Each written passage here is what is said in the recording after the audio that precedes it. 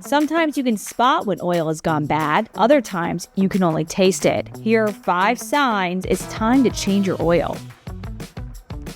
Greasy food is one of the clearest signs of oil breakdown. When oil loses its ability to form a crisp barrier, moisture seeps out and oil seeps in. The result? Fries that stain the bag and chicken that feels heavy and limp instead of crunchy.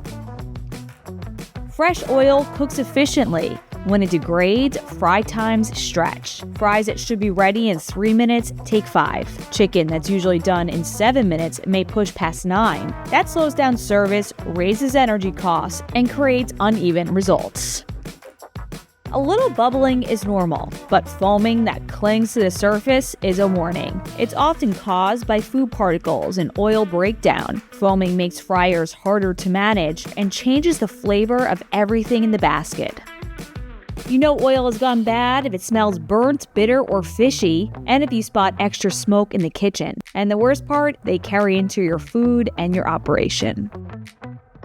And be sure to watch for sticky residue on fryer walls called polymerization. It shortens oil life, makes cleaning harder, and contaminates every new batch you drop in. All of these signs point to the same thing: fry oil that needs to go. And if you don't change it, customers notice, and your reputation takes the hit. So stay alert to keep your food crisp, consistent, and top-notch.